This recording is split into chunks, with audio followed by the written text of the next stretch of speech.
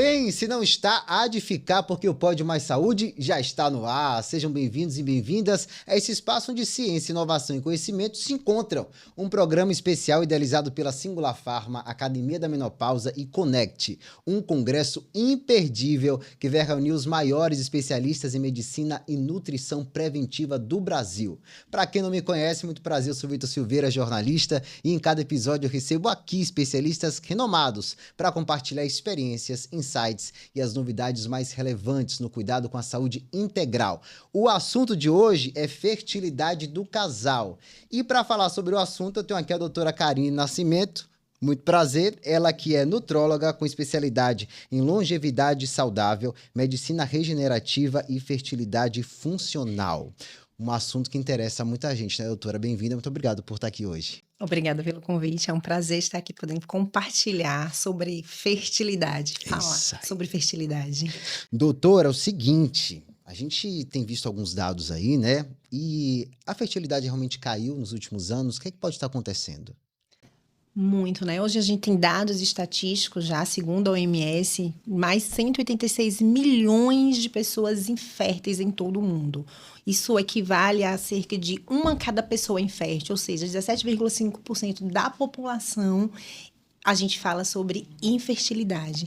Mas antes de falar disso, é importante saber o que é essa infertilidade, né? Que é o período, na verdade, de um ano após tentativas sem nenhuma proteção. Aí a gente já dá o diagnóstico de infertilidade. A senhora acha que por conta do estilo de vida, alimentação que mudou, muitos processados, o que é que pode estar causando essa infertilidade na população? Exatamente, isso aí configura a epigenética, né? É justamente esse estilo de vida, o consumo de ultraprocessados, uma dieta inadequada, inflamatória, principalmente troca do ciclo circadiano. A gente tem alterado demais esse ciclo e durante o sono é o momento onde a gente produz a maior parte dos hormônios que tem relação com a reprodução. Então, um sono não reparador, ele impacta muito na fertilidade deste casal. Você falou aí cerca de um ano, né? De tentativa sem conseguir engravidar. Mas existe um tempo em que a pessoa precisa ficar em alerta? Opa, tem alguma coisa errada aqui. Sim, a partir de 3 meses ali, o ideal é que já esteja em alerta, que procure um profissional capacitado para fazer o acompanhamento. Na verdade, quando se deseja realmente iniciar as tentativas, o ideal é que se prepare antes, que faça a pré-concepção.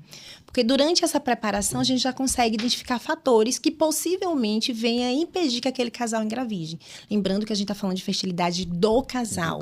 Então, não é somente a mulher, deve ser pesquisado homem e mulher. Muito se fala sobre a questão das mulheres, né? Infertilidade nas mulheres, inclusive quando elas vão envelhecendo. Tem até um bordão dizendo trintou, congelou os ovários. Para os homens, existe um período também que é preciso ficar alerta caso ele tenha planos de ter filhos? Sim. Isso está relacionado à idade biológica, né? A idade biológica ela é diferente da cronológica. Você pode, cronologicamente, estar mais velho, mas com a idade biológica melhor. Então, homens e mulheres, o declínio hormonal ele é diferente. Para a mulher, começa já esse declínio a partir dos 30, o homem mais a partir dos 40 anos. Então, qual é o homem que a gente traz alerta para fazer congelamento de sêmen, por exemplo? Aquele homem que usa anabolizantes, que se preocupa mais com a estética. Hoje a gente está vivendo a era dos transplantes, né? Muito cuidado com o cabelo e o uso de medicamentos que interferem na qualidade desse sêmen. Então, esses homens, sim, antes de pensar nessa parte estética, já deveriam também fazer o congelamento de sêmen. A senhora tocou em um assunto aí, né, que é a questão estética, o uso de hormônios para fins estéticos, anabólicos. Existe relação, né, no uso dessas substâncias na fertilidade do casal? Sim. O homem que usa os esteróides anabolizantes, existe uma inibição do eixo. Então, esse eixo inibido, eu tenho ali um declínio da produção de LH e de FSH, que são responsáveis pela espermatogênese. Então, eu vou ter uma alteração na viscosidade desse sêmen, na quantidade e motilidade dos espermatozoides, levando muitas vezes a uma oligospermia severa, uma azospermia, né? 0 espermatozoides. Alguns, sim, depois a gente sempre pode fazer, após as terapias hormonais, a TPC, que é a terapia pós-ciclo, É reversível, então. e recuperar esse eixo. Porém, tem alguns homens que não é possível. Então, a gente tem... É preciso muito ter cuidado, porque depende do tempo que ciclou, do tempo do uso dos anabolizantes, quais tipos que foram utilizados. Mas, sim, a gente pode fazer essa terapia. E o que a gente vive muito hoje, como eu falei, também é a utilização das medicações muito utilizadas para quem faz transplante capilar, ou quem também está fazendo os anabolizantes, porque acaba convertendo muito em estradiol. E aí vem o uso do anastrozol, finasterida, dutasterida, e a gente evolui aí para uma síndrome pós-finasterida. Doutora, e estilo de vida, hein? Ansiedade, estresse, má alimentação, isso tudo pode impactar na infertilidade do casal? Totalmente. Eu considero isso daí sendo um dos principais pilares que interfere nessa fertilidade, né? O estresse aumenta muito o hormônio cortisol, que altera o eixo HPA, que é hipotálamo, pituitária, adrenal. Então, interferindo na produção dos espermatozoides, nessa espermatogênese, na qualidade. Alimentação. Uma má alimentação leva à obesidade. E a obesidade é uma das principais causas de infertilidade do casal. E os sinais clínicos, eles existem para a mulher que esteja... Se ela está preparada para engravidar ou não? Sim, existe. Esses são bem interessantes, inclusive que todo médico ele possa explicar para sua paciente. É entender os sinais do seu ciclo menstrual. Então, existem 3 pilares fundamentais, que é muito fácil de explicar para minha paciente. Muco cervical, então ela começa a perceber a produção do muco cervical ali próximo do período ovulatório, e eu sempre mostro para a paciente, né, sair aquele, um líquido vaginal, tipo clara de ovo. Antes dessa clara de ovo, isso vai sair mais ou menos ali entre o 11º dia. Antes de sair a clara de ovo, começa a sair uma secreçãozinha mais esbranquiçada, que suja a calcinha, às vezes fica tipo uma fitinha assim na calcinha. Então, é muito fácil da gente explicar isso para o paciente, ela vai perceber isso. E antes de ovular realmente, então, a secreção, que é o muco cervical, clara de ovo, ali, após 24 a 48 horas, ocorre a ovulação propriamente dito. Outro sinal clínico que ela pode perceber também é em relação ao colo vaginal. Ela pode se tocar e perceber. Eu sempre falo para a paciente que se ela toca o colo e ela percebe ele mais baixo, tipo a ponta do nariz, ainda não está no período fértil. Mas se ela toca o lábio e percebe que está mole, tipo lábio, ali ela já está no período fértil. Então, são 2 sinais, né? E outro muito simples de ser falado é a temperatura basal. Então, são 3 sinais muito fáceis. A temperatura basal, ela aumenta perto do período fértil. Pode aumentar até 3 graus Celsius. Então, se ela começa a partir do primeiro dia da menstruação dela, medindo essa temperatura basal, ela percebe nitidamente, nesse período que eu tô falando, do colo, que ela pode se tocar, da secreção e a temperatura aumentar. Começa ali por volta de 35,8. Quando tá perto, saindo esse muco, a gente já tem uma temperatura de 36,2, 36,3, pode chegar a um pico até de 36,7. Então, olha só, 3 sinais que se essa paciente ela não percebe, não identifica, ela já sabe que tem alguma alteração. E existem outros sinais importantes se você está bem preparado ou não. É entender o seu próprio ciclo e a coloração da sua menstruação. Se é uma mulher que ela tem um ciclo menstrual, que ele é irregular, hora é 30 dias, 35 dias, 20, ela já sabe que é irregular, tem alguma coisa aí alterada, ela precisa de ajuda médica. Outro é sobre se esse ciclo menstrual dela, ele é uma coloração vermelho escuro, com coágulos, com muita dor intensa. Isso aí também mostra que ela tem deficiência de um hormônio muito importante, que é o da segunda fase, que é o que sustenta a gestação dela, que está relacionado à produção da progesterona. Então, são sinais clínicos muito simples de se falar para os nossos pacientes e que já consegue perceber. E para nós médicos, a gente já começa a entender qual é o hormônio que está em deficiência. O que é que eu posso pesquisar com essa paciente inicialmente? Porque existem muitos exames, mas o ciclo, esse sinal clínico, já me traz muita visão aquela possível gestação para essa paciente ou não. Maravilha, dicas valiosas, hein? Porque aí a mulher consegue perceber em casa, né? Conhecendo o seu próprio corpo, se ela está no período fértil, se tem algum problema acontecendo ali, já chega no consultório com as informações para adiantar esse tratamento, né, doutora? Muito bom. Então vai além da tabelinha, né? Vai além da tabelinha. Aí eu falo, vai além da tabelinha e é ensinando elas a fazer uma tabela real, porque isso se torna uma tabela para elas. Elas passam a acompanhar ali qual foi o primeiro dia do ciclo menstrual dela, temperatura basal dela, se apresentou muco cervical ou não, se ela conseguiu identificar esse colo com essa percepção, né, que eu trouxe para vocês ou não. Então, assim, a gente ajuda muito a paciente. Bom, já aprendemos as dicas aí para as mulheres identificarem em casa ainda os sintomas clínicos. E para os homens, existem também alguns sinais que podem indicar a infertilidade? Muitos. Eu sempre falo, um ponto assim bem positivo para o homem é: você acorda com ereções matinais todos os dias sem estímulo. Então, se ele já traz esse relato que não, a gente sabe que já tem uma alteração de eixo aí. Eu sempre faço aquela pergunta: há quanto tempo você começou a perceber que as ereções matinais elas não ocorrem sem estímulo? Outro sinal é: como é a qualidade da sua ejaculação? Você ejacula muito rápido na relação sexual? Quando ejacula, sai grande quantidade do sêmen, pouca? É ralo, é mais espesso? Então, são sinais que já se percebe a diferença. Então, se ele traz o relato, não, diminuiu minhas ereções matinais, realmente eu não percebo mais. Ejaculo muito rápido no ato sexual, já ejaculo rápido. Realmente, minha ejaculação, meu sêmen, ele tá mais claro, não tá espesso. Então, a gente já vê que tem uma alteração. E aí, a gente correlaciona também com a qualidade de vida desse homem. O que ele come, como é o trabalho, se faz uso ou não de esteroides anabolizantes, se faz uso ou não de algum medicamento que possa estar bloqueando.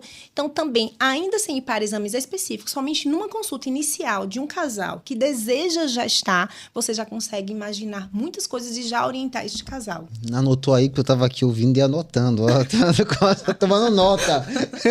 Agora, então quer dizer que o homem, em algum momento, se ele perceber que as ereções matinais, que são normais, são comuns, elas têm ficado mais raras, é porque algum problema está acontecendo, não é apenas o pico ali, né, o caminho da testosterona, que pode estar um período mais alto, um período mais baixo, mas pode ser infertilidade também? Sim, pode ser infertilidade e alteração de eixo, principalmente no eixo da adrenal. Existe um hormônio chamado sulfato de hidroepiandrosterona.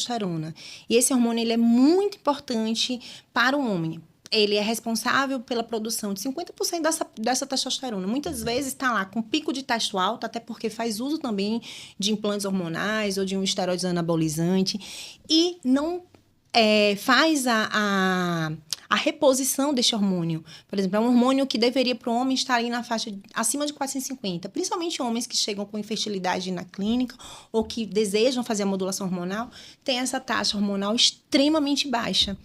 E está muito relacionado ao que é o estilo de vida. Outro hormônio importantíssimo, melatonina.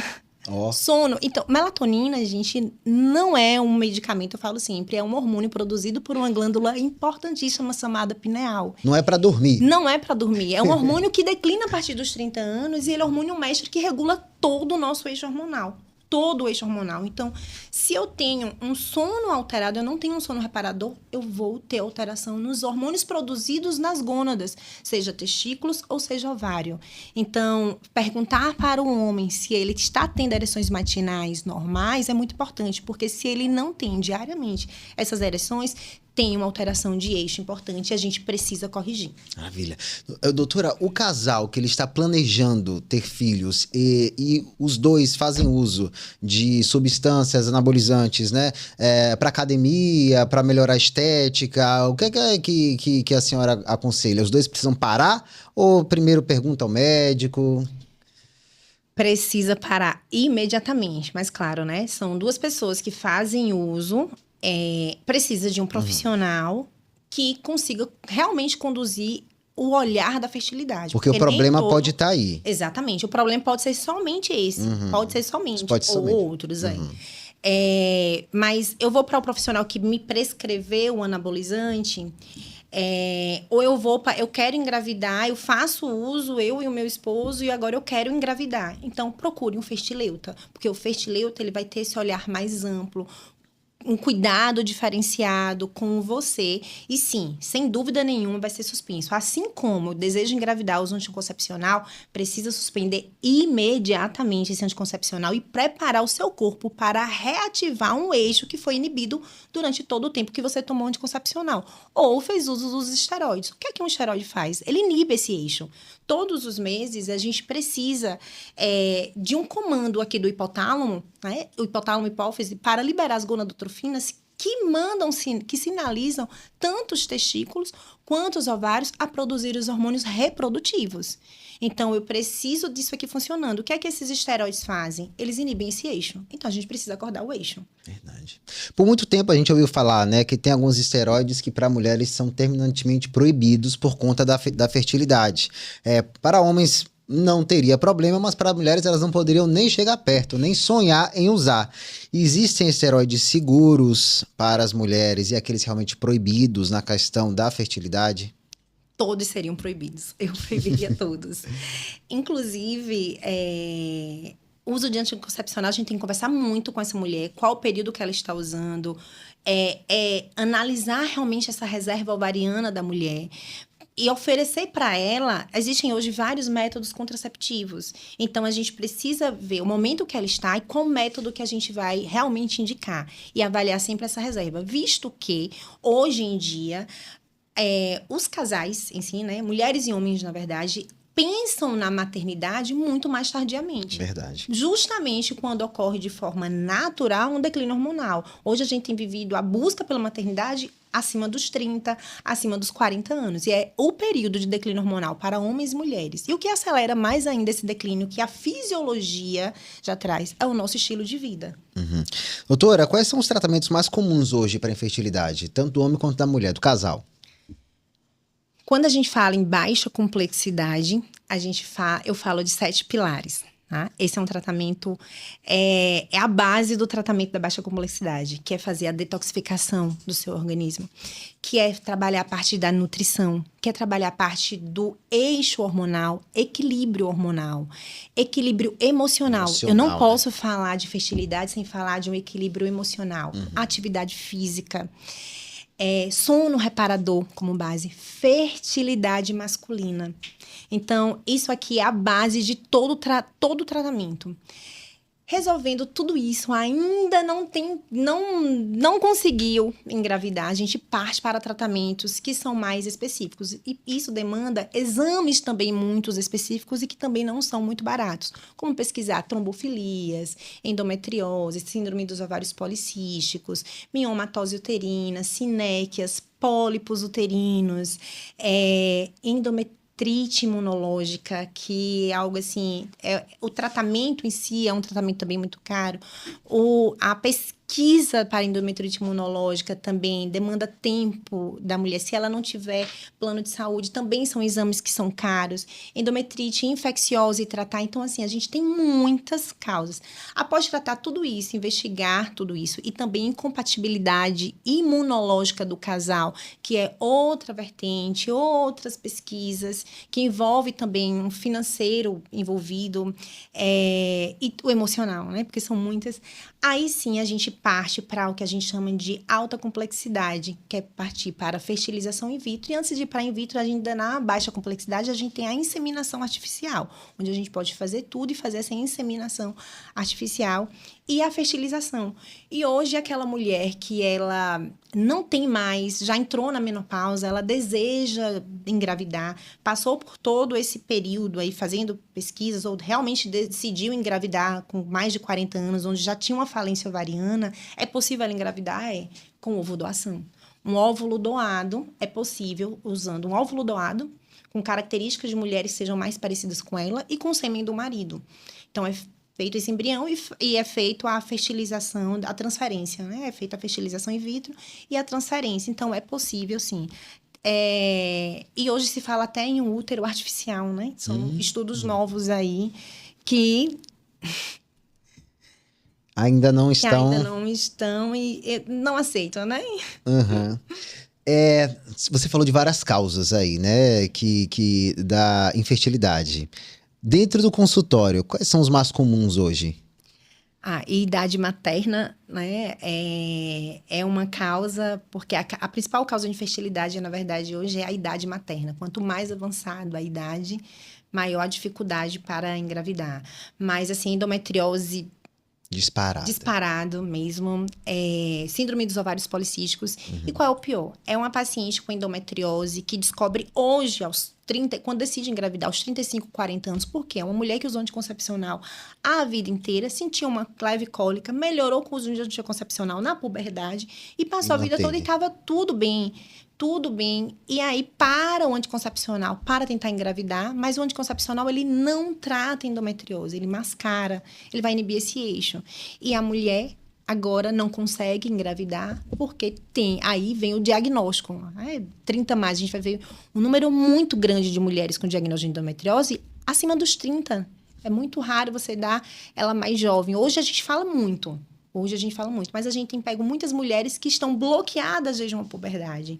Então, e síndrome dos ovários policísticos também é outro que bate recorde na clínica. Então, a gente tem muito paciente lutando contra a obesidade, mas que tinha síndrome dos ovários policísticos e que não foi dado diagnóstico. E aí, quando essa mulher tenta engravidar e luta contra a infertilidade, vem o diagnóstico. Nesses casos mais comuns, como a endometriose, são casos reversíveis, são casos que não são? No caso dessa mulher, por exemplo, que você falou, que sentiu uma cólica lá na puberdade, começou a tomar anticoncepcional, deu uma mascarada, nos 30 a mais, quando foi tentar engravidar, não conseguiu por conta dessa endometriose que já estava avançada. É reversível? Tem tratamento? Sim, tem muito tratamento. Essas são doenças que têm algo em comum. É a predominância estrogênica. E é uma doença inflamatória. E uma doença que começa lá no intestino. Então, o tratamento básico é a desinflamação dessa paciente. Ela precisa ter qualidade de vida, ela precisa entender que não é usar o medicamento. O medicamento, a gente tem muitos, entre eles, e o melhor deles para endometriose é a gestrinona. E a gestrinona, entre você usar um anticoncepcional, qual é a grande diferença? É que a gestrinona, ela trata os focos. O anticoncepcional, não. Ele mascara, só vai bloquear, né? Ele mascara. A gestrinona trata. Mas a mulher, ela também precisa merecer essa gestrinona. Dei o diagnóstico de endometriose, passo gestrinona? Não. Essa paciente precisa ser desinflamada. Ela precisa mudar hábitos, ela precisa treinar, ela precisa realmente entender que a doença dela, que a endometriose é uma doença inflamatória de predominância estrogênica. Então, é aquela base que eu falei, detoxificar, nutrir, atividade física, sono reparador, tudo volta para a base, tudo volta para olhar o intestino e tratar esse intestino. Afinal de contas, o corpo precisa estar saudável para produzir um novo corpo, né? Um novo ser, né? Uma nova vida. É isso aí. Sobre os tratamentos, a gente está falando sobre, né, que existem vários, mas eles são acessíveis ou ainda muito caros? Os tratamentos mais específicos, eles são caros, né? Tem os acessíveis e os premiums. Tem os acessíveis, vamos para os acessíveis. Os acessíveis. Volto para a minha base, desinflamar. Você falou alimentos. Vamos falar um alimento, assim, que é super barato. E ele é amigo da fertilidade. Eu falo para todas as minhas pacientes. Inhame. O inhame. O inhame. Abacate, kiwi, mirtilo. Comer comida de verdade não é caro. Comer comida de verdade não é caro. Comer proteína. Tirar o glúten da sua alimentação. Tirar derivados de leite. Tirar o açúcar. Isso não é caro. Treinar. Se movimentar. Eu sempre falo assim, movimente-se, faça o que você pode. Você já vai fazer diferença. Então, emagrecer de forma saudável já é um grande pilar. Dormir não é caro. Dormir com qualidade. Acordar cedo, manter um ciclo circadiano. Isso não é caro. Entender os sinais clínicos do seu corpo, como eu discuti, tanto para o homem quanto para a mulher. Também não é caro. Agora, tratamentos, a gente dá um diagnóstico, se a mulher tem endometriose. Gestrinona é barato? Não. Gestrinona, a gente tem formas diferentes da gestrinona. Ou ela via gel transdérmico, ou usamos a gestrinona via implante hormonal. São baratos? Não são baratos. Vai ser barato para um público reduzido da população. Outro grande público não vai ter condições. Mas mesmo esse público que tem condições de pagar a gestrinona, se não fizer as medidas básicas, também não tem resposta. Então, a gente tem muito fitoterápico que pode ajudar a mulher, por exemplo, com endometriose, cúrcuma não é tão caro. A gente tem ativos, sim, com uma maior biodisponibilidade, que ele é mais caro, mas você pode fazer uso da cúrcuma para ajudar, resveratrol. Então, a gente tem muita coisa, dá para a gente mediar de acordo com o que o paciente pode pagar. Mas ainda assim, os melhores tratamentos, eles são bem mais caros. Eu estava pesquisando aqui enquanto você estava falando, né? Porque nesses casos existem muito o remédio de vó, né? Os tratamentos caseiros, né? Que aquela rezadeira do interior passa, não, é só tomar isso e aquilo. Existem remédios caseiros que podem ajudar. Acredito que sim, porque a gente estava falando sobre alimentação, né? Mas aqui diz que é a garrafada da fertilidade. Chá como o chia amarelo e unha de gato. Olha a polêmica, eles ajudam? Ajuda muito, principalmente para mulheres com endometriose e SOP, a gente prescreve bastante. Eu sou muito adepta da fitoterapia. Minhas pacientes, elas entendem que elas precisam passar. Eu tenho uma fitoterapeuta que é muito minha parceira e existe um programa de desinflamação chamado Reset 100 com ela, onde ela ensina justamente a usar chás. Você vai fazer chá. Que legal. Chá na primeira fase, antes da lua nova, para desparasitar, que é algo que desinflama demais. A gente vai usar chá de gengibre com cravo. Usar um shot com quiabo e gengibre, que detoxifica realmente o paciente, diminui metais pesados. Legal. Muitos pacientes estão com o eixo bloqueado, inclusive homens e mulheres, em relação ao que eu falei, das ereções mesmo matinais, e às vezes está com alumínio extremamente alto. E aí a gente tem, claro, ativos específicos, injetáveis, orais, mas a gente também tem algo que é muito natural de vó. Então serve tanto para a mulher quanto para o homem. Tanto para a mulher. Como é, doutora? O quiabo. E aí você pode usar o quiabo, o coentro, gengibre, limão e fazer uma água, usar por uma vez por semana, durante 4 semanas. Todo dia? Uma vez por semana. Uma vez por semana, durante 4 semanas. Um mesinho, Marlene. Você faz uma detoxificação de metais pesados. Olha. E isso é simples. Então, o iame tem muitas propriedades ligadas à fertilidade. Não só fertilidade, como cicatrização de feridas. Então, isso também é conhecimento de vó. Não, é interessante, porque eu lembrei agora a questão de conhecimento de voz, castração de ferida. Eu estava comentando, eu acabei de fazer um transplante capilar e minha mãe foi cuidar de mim lá em casa e ela levou inhame, que ela falou que era bom a cicatrização. Realmente ela não está errada. Não está errada. A baba do inhame é riquíssima em nutrientes que estão relacionados à cicatrização e fertilidade. Se você colocar aí no Google, no chat, pergunta ele, inhame e fertilidade. Tem muito. Então, comer inhame, gente, ajuda na fertilidade, sim. Tá vendo? Todo dia um inhame aí de manhã, né? Vai fazer muito bem. Pegando esse gancho aí da garrafada, da fertilidade, dos alimentos, vamos para os nossos mitos e verdades. Tirar algumas dúvidas mais comuns. Usar anticoncepcional por muito tempo dificulta engravidar depois? Então, o anticoncepcional, ele vai bloquear o eixo, né? Ali, os anticoncepcionais, eles são feitos com progesterona ou com estradiol, ou progesterona e estradiol, ou somente a progesterona. O que é que o anticoncepcional faz? Simula a segunda fase do ciclo. Então, eu tenho o ciclo, a fase folicular, fase lútea. Na primeira fase, eu tenho maior concentração do hormônio FSH, que é o folículo estimulante, menor do LH. O LH, ele faz um pico perto do pico ovulatório, ele faz um pico, e é o que rompe o folículo dominante. Eu tenho estradiol nessa fase, e na segunda, o corpo lúteo, após liberar esse oócito, ele é responsável pela produção de progesterona. Durante esse tempo, que dura em torno de uns 14 dias, a fase lútea, o corpo entende, então o eixo entende que a mulher está ali preparada, pode estar grávida. E aí, não tem liberação para maturação de outros folículos. Então, o que é que o anticoncepcional faz? Ele simula essa segunda fase, inibindo a liberação do FSH e LH para que não tenha a ovulação. Então, durante muito tempo, 5, 10 anos, 15 anos, a mulher está inibindo esse eixo usando esses hormônios. Ela decide, então, engravidar, depois de 18 anos. O corpo, teoricamente, volta a produzir.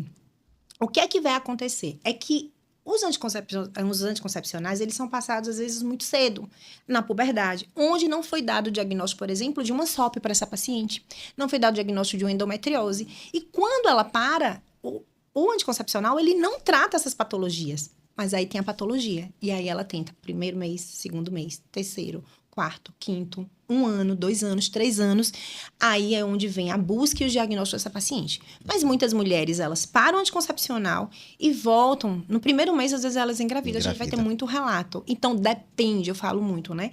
Depende. Ele não está relacionado diretamente à infertilidade, não.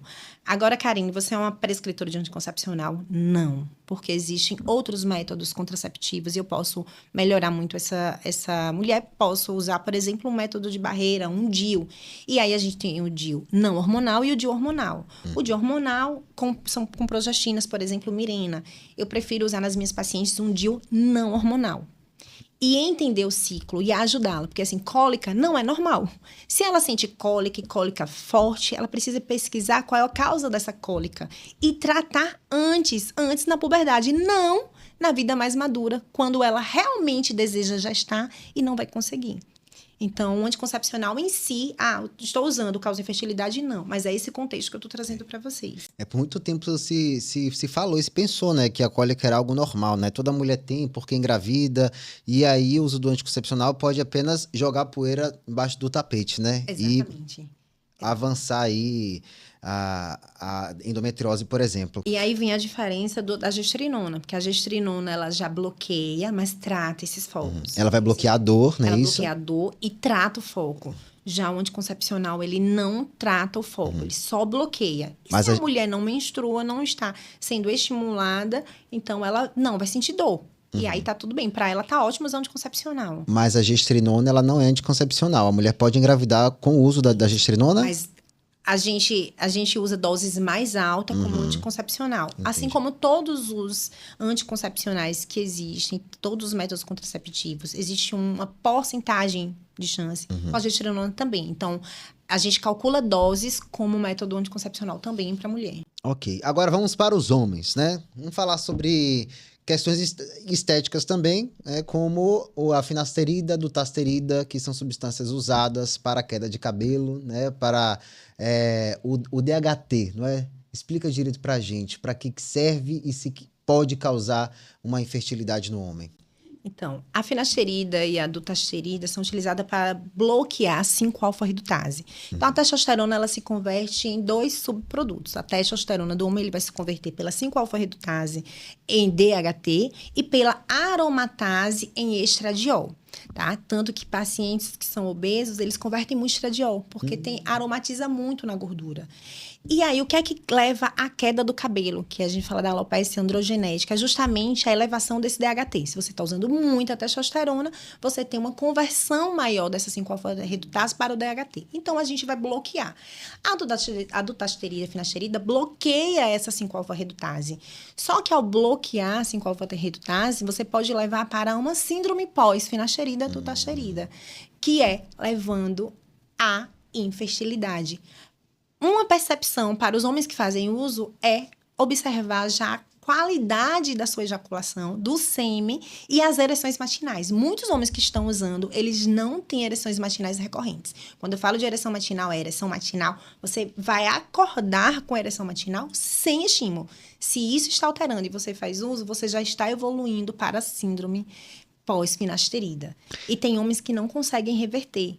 Porque existe um bloqueio desse eixo aí, importante, e um bloqueio, inclusive, também diminuindo a concentração do sulfato da hidroepiandrosterona. E para a gente reverter, não é só dar hormônio, é organizar realmente todo o eixo. E um que eu acabei não falando muito aqui, mas que impacta demais na fertilidade, são as patologias da sua tireoide, como a tireoidite de Hashimoto, o hipotireoidismo, o hipertireoidismo, que muitas vezes é passado despercebido. O médico vai te dizer que você tem uma tireoidite de Hashimoto se ele observar um anti-TPO extremamente alto. E hoje a gente quer um anti-TPO zerado. Então, pacientes com TPO acima de 20, sim, ele tem tireoidite de Hashimoto, precisa ser tratado. E não existe medicamento para Hashimoto. Existe mudança de estilo de vida, mudar a sua alimentação. Hipotireoidismo, para mulheres, ela não pode ter um TSH acima de 2,5 que tenta engravidar, homens e mulheres. E a gente eu pego muita paciente que vem para mim, tá lá com TSH de 5, de 6, que já tinha passado no endócrino, em outro colega, e não tinham falado nada, tá tudo normal. Não, existe um hipotireoidismo, eu tenho que olhar para esse hipotireoidismo dela, é um hipotireoidismo subclínico, é um hipotireoidismo crônico, e tratar essa paciente, olhar para a tireoide, que é responsável pela nossa homeostase.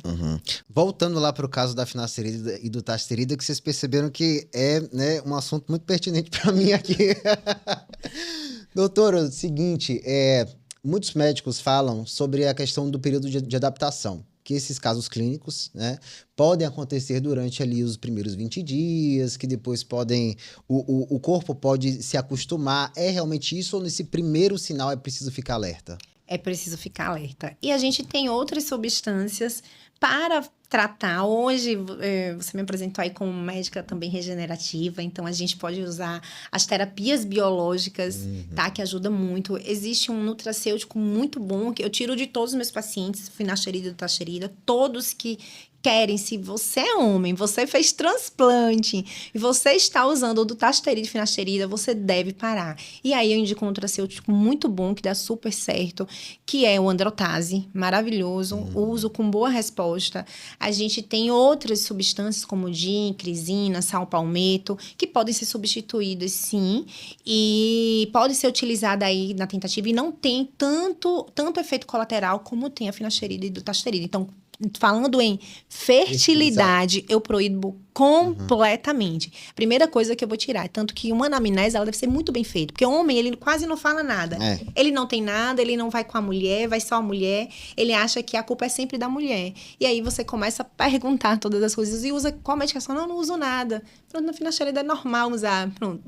E aí você já sabe que tem que retirar. E essas alternativas, então, elas não têm tanta ligação ou o risco é menor da infertilidade? Da infertilidade, porque já não bloqueia como é feito o bloqueio com a finasterida e a dutasterida. Ok. Lubrificantes podem atrapalhar a fertilidade? Muito. Porque o lubrificante ele vai alterar o pH vaginal.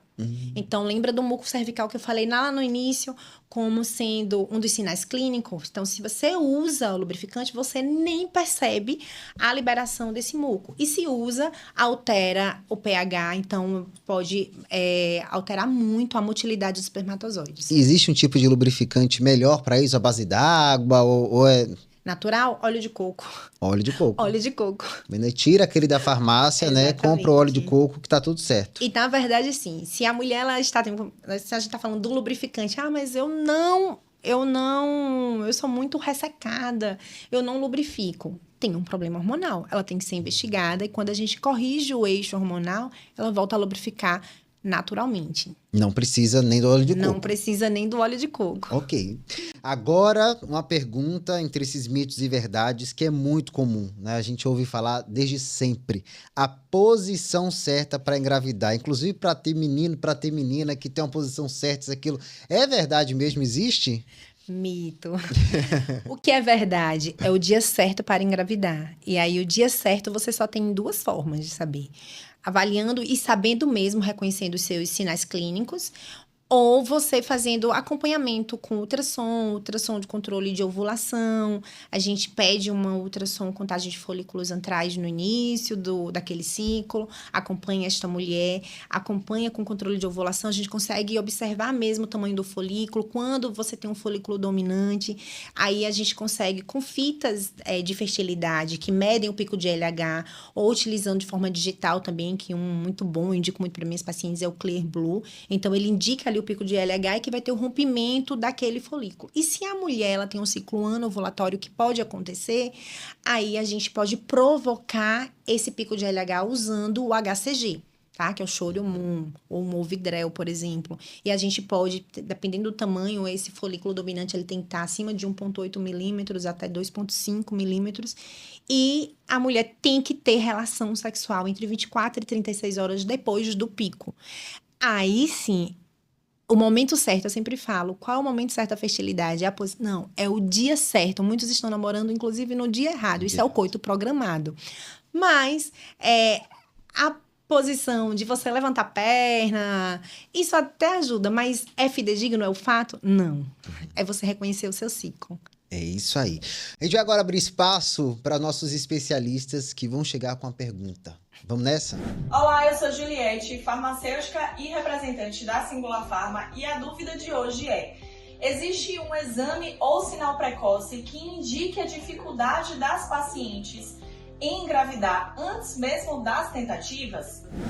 Sim, um exame que a gente pede muito é a contagem de folículos antrais, que já pode avaliar essa reserva ovariana, e o hormônio antimileriano, que é dosado via sangue, né? Então, uma mulher que tem um AMH abaixo de 1 aí já mostra uma reserva ovariana muito baixa e que precisa ser acompanhada. Então, para verificar a fertilidade, seria esse exame imprescindível, antimileriano e a contagem de folículos antrais. E para o homem, um espermograma. O espermograma mostra a qualidade desses espermatozoides aí, em relação à motilidade, quantidade, concentração. Bom, agora, uma outra pergunta. Eu tenho percebido o aumento de homens fazendo a vasectomia. Até por conta, assim, é casado com a mulher já usa concepcional há muitos anos, então o parceiro diz, olha, então chegou a minha vez, vou fazer a vasectomia. Vasectomia, ela é reversível, pode ser um período ali que o homem vá ficar infértil por conta da vasectomia, né, até para a mulher dar uma pausa no anticoncepcional. Caso esse casal queira voltar a ter filhos, ele pode reverter a vasectomia? Pode sim. Hoje a gente tem muitas técnicas, né? Muitos relatos de homens que fizeram a reversão e conseguiram gestar com suas esposas. Só que assim, a quantidade ela altera muito mesmo depois da reversão. Então, é um paciente que possivelmente ele vá para uma fertilização in vitro. E aí é feito o aspirado mesmo desse espermatozoide intracelular para poder fazer a fertilização in vitro. Mas também temos relatos de homens que fizeram a reversão, não foram para a fertilização in vitro, melhoraram sua concentração de espermatozoide, conseguiram melhorar essa motilidade e conseguiram fazer com que suas esposas gestassem. A gente tem muito mais um relato assim, né, de homens que eram casados, já tinham filhos, fizeram vasectomia, casaram novamente. E aí essa esposa nova não tem filhos, e aí a busca. Mas sim, quanto menor o tempo feito a vasectomia, maior a chance de dar certo. Para a saúde do casal, né, principalmente da mulher, seria a melhor opção a vasectomia para que a mulher não ficasse exposta ao hormônio anticoncepcional? Sim, na certeza, né? Prole definida, é um casal que. O ruim, assim, é a questão do homem. Dizer que é a melhor opção, porque se esse casamento não der certo e ele se casar com outra mulher, que é o que a gente vive, Aí ele vai ter que passar pelo processo de novo, né? De reversão. Mas pensando assim, no casal, prole definida e certeza de um casamento consolidado, claro que aí é melhor que o homem faça a vasectomia. Ou a mulher vai usar um método contraceptivo não hormonal, como o DIU. Ok. Agora chegou a hora de fazer um convite. A doutora já foi no Connect? As 2 vezes que teve, eu estava em outro congresso. Mas, esse ano acho que vai dar certo. por favor, eu estive por lá no passado e foi realmente incrível. Então eu quero te fazer um convite para você, se ainda não se inscreveu, se inscrever no Connect, na 3ª edição do Congresso Norte e Nordeste de Casos e Terapias Individualizadas, o Connect. O evento vai acontecer esse ano nos dias 13 e 14 de novembro aqui em Salvador e vai reunir os maiores nomes da medicina e nutrição do Brasil. As inscrições já estão abertas. Você pode se inscrever no QR Code que aparece aí na sua tela e mais informações no @ConnectEducacão, que é Connect Educação, só que sem cedilha e sem um tio, e o Connect com 2 N's. Então a gente espera a sua inscrição para a gente se encontrar lá esse ano. Doutora, acontece muito no consultório de mulheres que ficaram tentando outros métodos, né, caseiros para engravidar e aí postergou muito, o tempo passou. É importante procurar logo o atendimento médico?